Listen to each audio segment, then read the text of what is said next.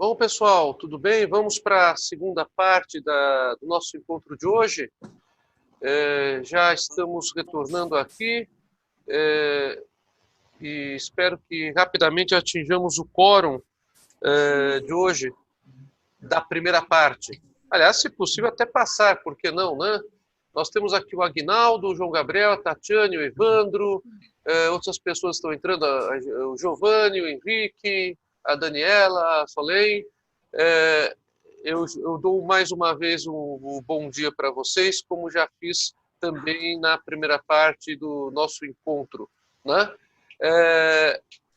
Eu gostaria de perguntar se há alguma questão com relação ao que eu conversei sobre medidas coercitivas e quando falei já sobre quase todas as medidas coercitivas do credor do ponto de vista extrajudicial, que são a notificação e a interpelação. Vou falar agora do protesto, se não houver nenhuma pergunta quanto à notificação e à interpelação. Espero ter ficado bem claro para vocês a distinção entre notificação, citação e intimação, né? Então pergunto, alguém tem alguma questão ou posso seguir deste ponto? Bom dia, professor. Eu não entendi interpelação. Então, o que distingue a interpelação da notificação, Solen, é que na interpelação, além do devedor ser cientificado para que pague, o devedor também deve prestar um esclarecimento por que não pagou. Me escuta lá. Entendeu? O devedor também deve prestar um esclarecimento do porquê não pagou. Não sei se ficou clara a diferença. É só essa a diferença. De resto, é tudo do mesmo jeitinho. Eu posso ter uma interpelação por carta escrita, posso ter uma interpelação por WhatsApp, posso ter uma interpelação por mensagem de texto, por chamada gravada de telemarketing e posso ter a interpelação realizada através do cartório. Tá? Então, a única diferença da interpelação para a notificação extrajudicial está no fato de que, na interpelação, o devedor ele também é instado a justificar por que não pagou até aquele momento. Só isso. Entendi, obrigada. Nada. A Érica está perguntando, professor, explica extrajudicial novamente? Extrajudicial é toda medida realizada fora de um processo judicial, Érica.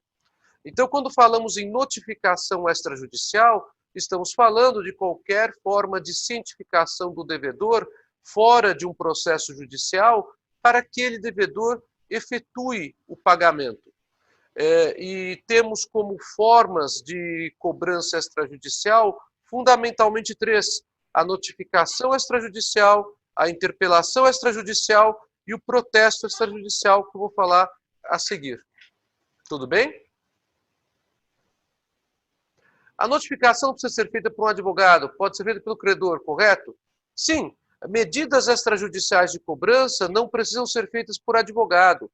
Podem ser feitas diretamente pelo próprio credor pessoalmente ou por pessoa autorizada por ele a fazê-lo. Lembra quando a gente conversou, Márcio, na semana passada, que o pagamento pode ser feito a pessoa autorizada pelo credor? Então, o credor pode também autorizar uma outra pessoa a efetuar a cobrança extrajudicial que não seja ele. Então, não é necessário que seja um advogado.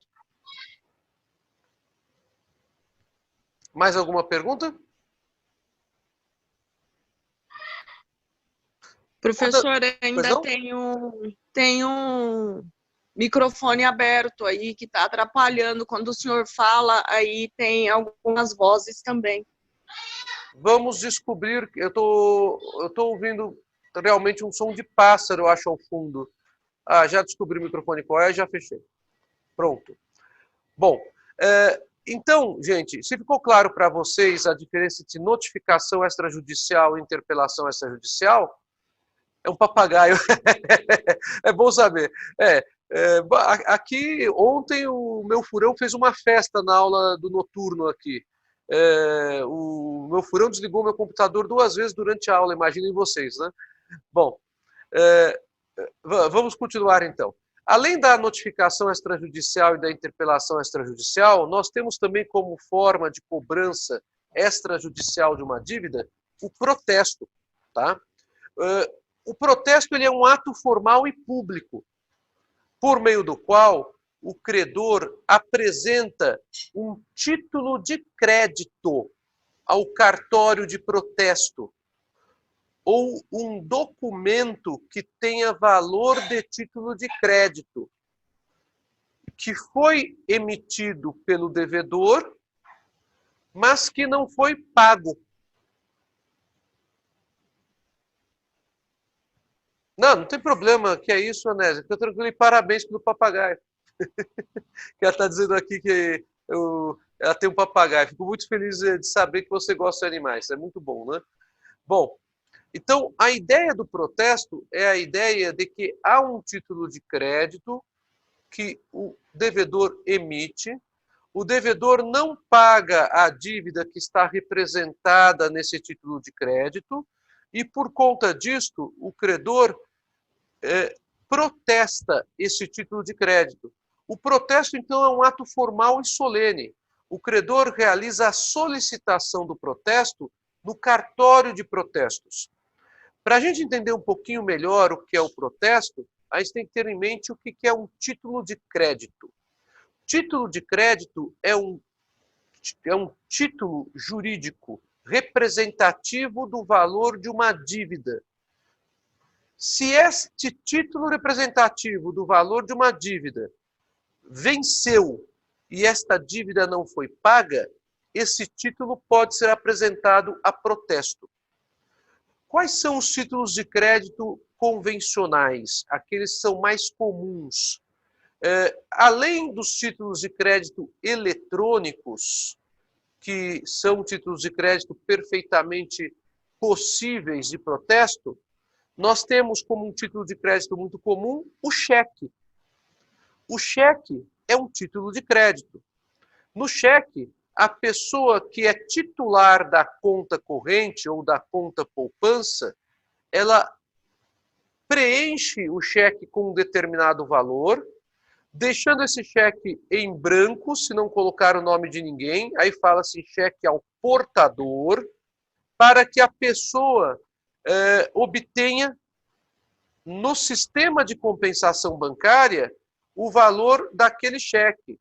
Porque quem assina o cheque, que é o titular da conta corrente ou da conta de poupança, está assinando um título de crédito, autorizando o banco aonde ela mantém a conta corrente ou a conta poupança a efetuar a compensação do cheque. Então, o cheque é um título de crédito. Ele não é o dinheiro, mas ele é um título que autoriza a instituição bancária a fazer a compensação dos valores que existem na conta corrente daquela pessoa que assinou o cheque, correspondentes ao valor do cheque. Isso é um título de crédito. Outro título de crédito bastante comum no mercado são as duplicatas. As duplicatas e as triplicatas, que são as segundas vias de duplicatas, são bastante comuns na circulação de mercadorias, desde o fornecedor inicial da cadeia econômica de consumo até o consumidor final. A duplicata, ela pode existir, então, no comércio entre empresas, fabricante e empresa, chegando até mesmo a uma transportadora, terminando nas mãos de um consumidor final daquele produto ou daquela mercadoria que ele adquiriu. Duplicata é um título de crédito. Então, cheque, duplicata e triplicata, as famosas letras de câmbio, que são menos usuais hoje em dia do que já foram no passado, são exemplos de títulos de crédito. São também títulos de crédito as notas promissórias. O que é nota promissória? É uma declaração unilateral de vontade também, aonde o devedor promete, por isso o nome nota promissória, que efetuará o pagamento do valor que ele está colocando na nota promissória na data que consta na nota promissória. Então, a nota promissória é também um título de crédito. Títulos de crédito, então, não se confundem com contratos. Eu tenho muitos títulos de crédito que decorrem de contratos escritos, como também tenho títulos de crédito que decorrem de contratos verbais. O contrato ele pode ser escrito ou verbal. Já o título de crédito, ele é sempre escrito ou reduzido a outro sistema de signos, como é o que acontece com os títulos eletrônicos. Por exemplo, quando você faz um pagamento em cartão de crédito em qualquer loja ou estabelecimento, você está autorizando a administradora do cartão de crédito a repassar o valor que você está autorizando para aquele lojista, para aquele estabelecimento, e dando direito à administradora do cartão de crédito a cobrar esse valor de você no prazo de aproximadamente 30 dias. Esse prazo, às vezes, pode ser maior, de acordo com a data do pagamento da fatura do cartão de crédito. Então, há um título de crédito também aí, quando há a autorização para que ocorra o pagamento ao lojista, porque não está havendo pagamento em dinheiro, moeda corrente. Então, o título de crédito, ele é um documento emitido de maneira unilateral pelo pagante, que é, no caso, o devedor. E esse título de crédito, ele tem valor jurídico. Se não houver a compensação desse título de crédito, isto é, a transformação do valor do título de crédito em dinheiro em favor do credor, eu terei o quê? Inadimplemento. Então, se a pessoa não cumpre o pagamento da nota promissória no termo fixado pela nota promissória, ou fixado pelo contrato do qual aquela nota promissória está vinculada, eu tenho um título de crédito vencido. E esse título de crédito poderá ser protestado. Se a pessoa não paga o valor representativo daquele cheque que ela autorizou o banco a compensar, porque o banco verifica que não há fundos, ou porque a conta foi encerrada, por qualquer outro motivo, há a possibilidade também de protesto daquele cheque. Então, o protesto que é um ato formal e solene, por conta de um título de crédito que está vencido e não foi pago. Pois bem, quando há o protesto, eu tenho o quê? Uma medida extrajudicial de cobrança de dívida, aonde o cartório de protestos, uma vez recebida a solicitação do protesto pelo titular do crédito, por aquele que está com o crédito em seu poder e que não recebeu o dinheiro no prazo fixado, notifica o devedor que há um título de crédito protestado no cartório e que ele, devedor, poderá purgar a mora pagando o valor desse título de crédito que está protestado no cartório, acrescido da multa, dos juros, da correção monetária e das taxas devidas ao cartório de protesto. Então, o protesto extrajudicial é uma medida de cobrança perfeitamente válida, que o credor pode se utilizar. Então, as três grandes medidas extrajudiciais de cobrança são a notificação extrajudicial, a interpelação extrajudicial e o protesto extrajudicial. Alguma pergunta sobre essas medidas? Se não houver nenhuma pergunta sobre elas, eu vou passar às medidas judiciais.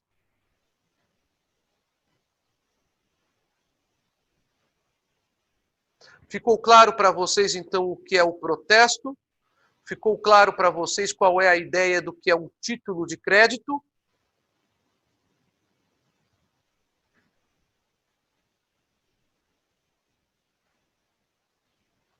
Ficou? Ótimo. Então, vamos seguindo com a matéria. Vamos falar então um pouquinho sobre as medidas judiciais de cobrança. O credor tem fundamentalmente as seguintes medidas judiciais de cobrança. Em primeiro lugar, a notificação judicial. A notificação judicial, ela tem a mesma sistemática de uma notificação extrajudicial. A única diferença é que ela é feita por meio de ordem do juiz. Só isso. Na notificação judicial, o credor apresenta para o juiz na petição inicial o pedido único e simples de que o devedor seja notificado a pagar. A notificação judicial, ela tem um custo maior do que a notificação extrajudicial. Então, ela é mais rara. E, além disso, ela só é utilizada por razões estratégicas, por advogados que já estão preparando uma ação judicial, porque não vem na conduta anterior do devedor uma boa perspectiva de que o pagamento ocorrerá de forma amigável, sem um processo judicial. Então, não há nenhuma diferença da notificação extrajudicial para a notificação judicial, a não ser quem determina a notificação.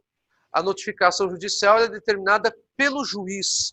Ela não é realizada diretamente pelo credor, ou através de pessoa que ele autoriza, ou através do cartório que ele acaba registrando a notificação.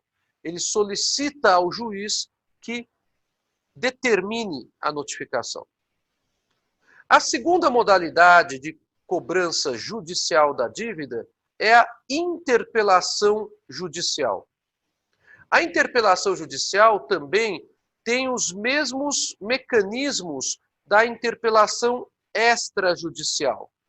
A única diferença está em que a interpelação judicial é solicitada ao juiz de direito. E o juiz de direito, ele, recebendo a petição inicial, determinará a interpelação judicial. Essas medidas judiciais de notificação de interpelação, então, apenas tem como diferença o canal de cobrança. A cobrança, ao invés de ser feita diretamente pelo credor, por pessoa por ele autorizada ou pelo cartório, ela é feita por ordem do juiz, que atende ao requerimento do credor na ação de notificação ou na ação de interpelação. Também custa mais do que uma interpelação extrajudicial. E também só é utilizada estrategicamente quando o advogado percebe que não haverá muito êxito em ir por medidas de cobrança amigáveis para que o devedor cumpra com o pagamento que ele não efetuou. A terceira medida judicial cabível é o protesto judicial. O Agnaldo está perguntando, professor, sem querer atrapalhar o andamento da aula, mas se possível, o senhor poderia reservar um tempo da live para falar sobre a avaliação que será aplicada na semana que vem, por favor? Posso, Agnaldo? Posso sim, eu já falei no início da aula, mas eu falo depois no final da aula, tá? E se não der tempo, eu abro um link para falar com vocês sobre isso. Então, vamos continuar aqui. O protesto judicial, ele também tem como única diferença o canal. Novamente, o credor, ao invés de buscar o protesto como ato formal e solene através do cartório de protestos, porque tem um título de crédito vencido e não pago pelo devedor, o credor solicita ao devedor através do juiz de direito, que o juiz de direito receba a petição inicial de protesto judicial e notifique o devedor ao pagamento daquele protesto. Percebam vocês, uma vez mais, que só estou mudando o canal. Isso só é feito porque o advogado, estrategicamente, considera mais razoável, naquele caso concreto, que se vá diretamente ao protesto judicial, porque ele já está preparando uma medida judicial contra o devedor. Bem, essas 3 medidas judiciais, creio eu que todos vocês compreenderam, porque elas têm o mesmo perfil das medidas extrajudiciais que eu já apontei. A única diferença é que essas medidas elas são solicitadas ao juiz, e o juiz acaba determinando ou não a notificação do devedor para o pagamento da dívida. Pois bem, eu posso ter outras medidas judiciais que fundamentalmente são de 3 categorias. A primeira delas, as ações reipersecutórias. Estou escrevendo aqui para que vocês possam... Ações reipersecutórias. A segunda delas, as ações de execução civil. As ações de execução civil. E as últimas, as ações cautelares. Então vamos falar um pouquinho sobre essas 3 medidas judiciais possíveis. Começando pelas ações reipersecutórias.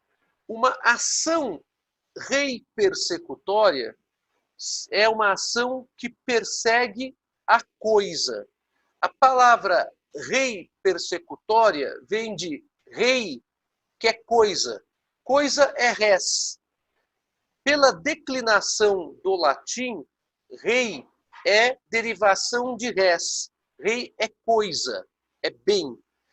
Persecutória vem de perseguir algo, vem de perseguição.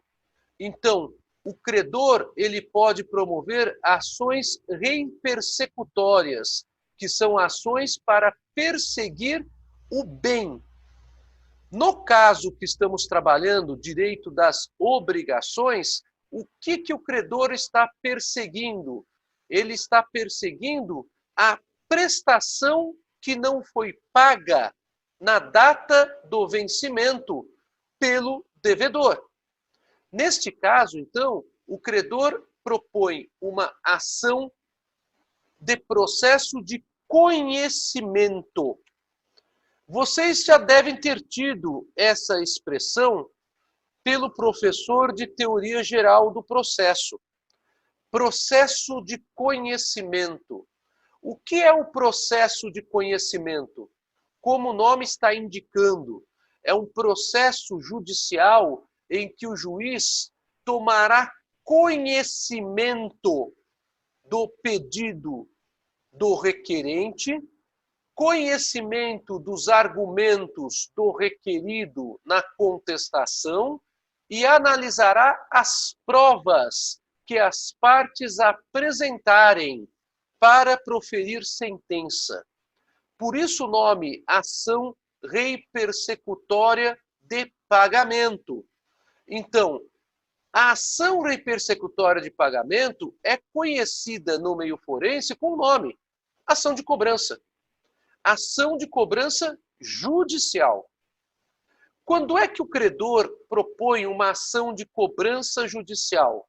Quando o devedor não cumpre uma prestação de dar, uma prestação de fazer ou uma prestação de não fazer. Na ação de cobrança judicial, o que o devedor quer? O que o credor quer, perdoe-me. O credor quer que aquela prestação que não foi cumprida amigavelmente seja cumprida judicialmente. Então ele quer que o juiz reconheça que ele, credor, tem direito a receber judicialmente aquela prestação. É isso que o credor deseja. Nas obrigações de dar, o que o credor quer é a entrega ou a restituição da coisa. Então, qual que é o pedido de uma ação de cobrança judicial cujo pagamento deveria ter sido efetuado consistente em uma obrigação de dar? O pedido é que o requerido seja condenado a entregar a coisa para o credor, ou que ele seja condenado a restituir a coisa para o credor. Nas obrigações de fazer, as ações de cobrança do credor são ações de natureza cominatória. Então, nas ações de natureza cominatória, o que se exige do devedor, isso eu falei, acho que na nossa penúltima, uma das últimas aulas presenciais, é que o devedor realize a atividade que ele assumiu realizar. Então, o que se exige na obrigação de fazer é a atividade. As obrigações de fazer podem ser fungíveis ou infungíveis. Nossa, Senise, estamos voltando naquela matéria. Vejam a importância da classificação da obrigação de dar, fazer e não fazer para os meios judiciais de cobrança. Então, sim, estamos voltando naquela matéria. A ação de cobrança judicial de uma obrigação de fazer é uma ação cominatória. Se a obrigação é fungível, a ação cominatória poderá ser exigível do devedor que o juiz já liminarmente dê prazo para o devedor realizar aquela atividade, sob pena de conversão em indenização por perdas e danos. Ou seja, sob pena de conversão daquela obrigação de fazer em obrigação de dar, que é entregar o valor de uma indenização por perdas e danos. Já se a obrigação de fazer é infungível, o juiz pode até assinalar um prazo para o devedor cumprir essa prestação, mas o devedor não será jamais coagido a fazer essa prestação e um terceiro não poderá fazê-la porque a obrigação é infungível. E sendo infungível, então haverá conversão também em perdas e danos. Lembram disso? A diferença entre obrigação de fazer fungível e infungível? Deem uma olhadinha nessa matéria. As ações cominatórias também são devidas para as chamadas obrigações de não fazer, como nós falamos em sala de aula também, exigindo-se que o devedor cesse, pare de continuar agindo de forma contrária à obrigação que ele, devedor, assumiu. Isso também ocorre por meio de uma ação cominatória.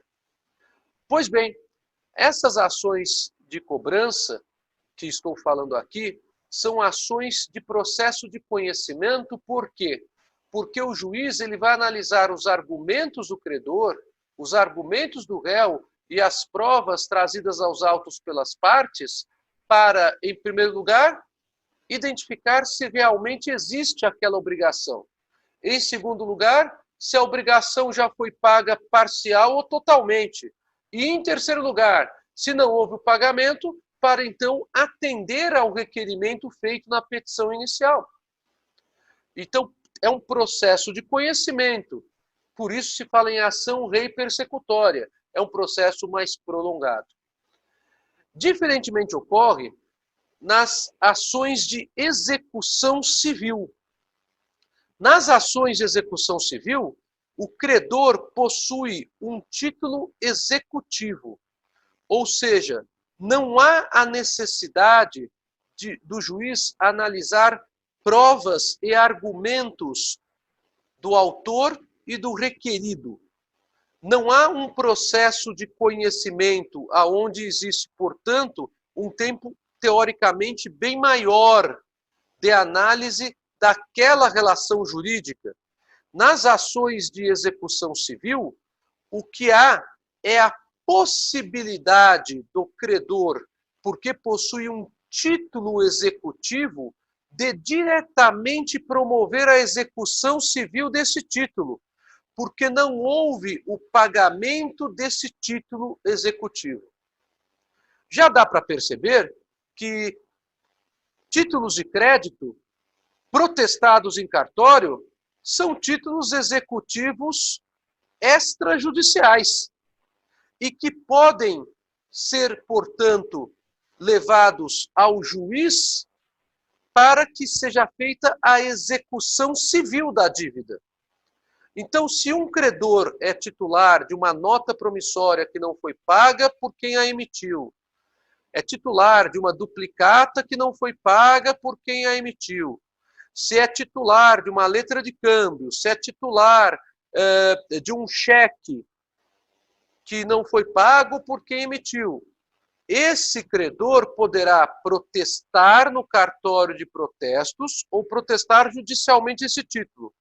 E após o protesto, não tendo ocorrido o pagamento pelo devedor, poderá promover diretamente a execução civil da dívida.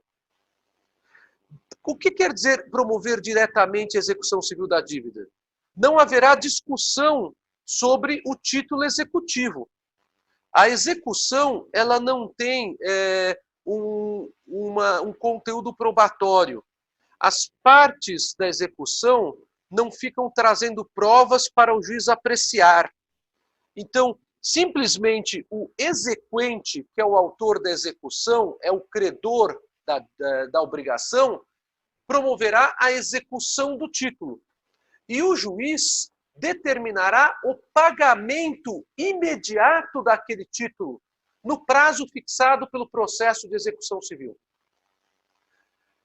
Se o devedor não pagar aquele título, poderá ocorrer a penhora dos bens do devedor. Vejam como aqui a medida é uma medida muito mais forte em favor do credor. Para o credor é muito mais vantajoso ter um título de crédito que represente aquela dívida do que não ter o título de crédito. Então, o credor, quando tem um título de crédito, ele tem um título executivo extrajudicial. Bastará protestá-lo no cartório de protestos ou protestá-lo judicialmente para, em seguida, não havendo pagamento apesar da notificação pessoal desse protesto, ocorrer a execução civil. E na execução civil, o credor já pede que o juiz determine o pagamento da dívida, sob pena de penhora dos bens do devedor. Penhora é ato judicial de apreensão de bens que integram o patrimônio de uma pessoa. No caso, penhora dos bens do devedor. E os bens serão levados a leilão público para que eles sejam vendidos e o valor apurado com a venda sirva para pagar a dívida que o exequente está cobrando por meio da execução. Então percebam como a execução é mais contundente do que o processo de conhecimento. Senise, o devedor não tem saída nenhuma no processo de execução? Não. Vocês verão em processo civil que a única saída para o devedor será propor uma ação contra a execução. E esta ação tem um nome, que eu apenas vou mencionar aqui, porque é uma das formas de defesa do devedor. Ela se chama embargos à execução. É uma ação judicial, não é o mesmo processo. Os embargos à execução constituem uma medida judicial do devedor que, dizendo que não é devedor, está impugnando judicialmente, num outro processo, aquela execução civil que foi promovida pelo credor. Por fim, para terminar essa parte das medidas que o credor pode tomar, o credor ele pode tomar medidas de natureza cautelar. para a defesa do seu crédito. Medidas de natureza cautelar são medidas que integram as chamadas tutelas provisórias. Tutelas provisórias. Ou ainda, escrevi errado. Ou ainda as chamadas tutelas de urgência.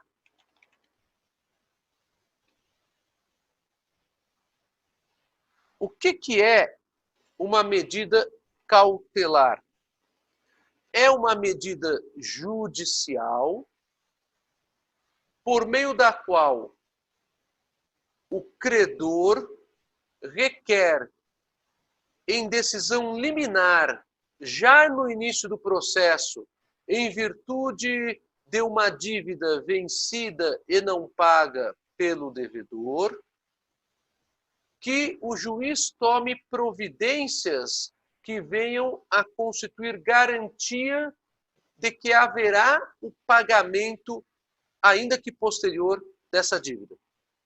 Isso é muito comum em uma situação que é a chamada medida cautelar de busca e apreensão de veículo automotor. As medidas cautelares de busca e apreensão, elas são devidas para bens móveis. O que acontece nesse tipo de situação? O devedor adquire um carro, uma moto, uma lancha, que mais? Sei lá, qualquer coisa que ele venha adquirir que seja um veículo automotor, através de um contrato de financiamento. Esse contrato de financiamento, então, quer dizer que não há o pagamento ainda integral do preço pelo devedor. E ele faz esse contrato de financiamento, que pode ser ou um contrato de alienação fiduciária em garantia, que é o mais comum, estou aqui escrevendo, alienação fiduciária em garantia, aonde ele adquire o carro, por exemplo, mas ele terá que pagar o valor emprestado do banco por meio desse contrato, aonde o próprio carro que ele adquiriu está em reserva de domínio. Estou escrevendo tudo isso aqui, pessoal, no chat. Em favor do banco credor do dinheiro que emprestou para que o vendedor do carro fosse totalmente pago. Então, como é que funciona a ação fiduciária em garantia? Temos apenas 1 minuto e 40. Vou explicar a ideia para vocês. O devedor, ele passa a dever para o banco, porque o banco paga todo o valor do carro para a concessionária vendedora, para a loja vendedora. E a garantia que é dada pelo empréstimo que o devedor tem perante o banco é o próprio carro. Então, no documento do carro fica escrito uma restrição com reserva de domínio e o nome do credor desse contrato. Pois bem, se o devedor parar de pagar as prestações, haverá a possibilidade de já propor o credor a medida cautelar de busca e apreensão. Essa medida cautelar de busca e apreensão, ela é prevista num decreto-lei, que é o Decreto-Lei 911 de 69. Tá? E nesta medida cautelar, encontrando-se presentes os requisitos de uma liminar, que são o fumus boni iuris, já falei para vocês, e o periculum in mora, já falei para vocês, isto é, a aparência de que são verdadeiros os fatos alegados pelo credor, e o perigo que a demora da prestação judicial acarrete a destruição ou a desvalorização muito grande do próprio carro, que esse carro seja apreendido.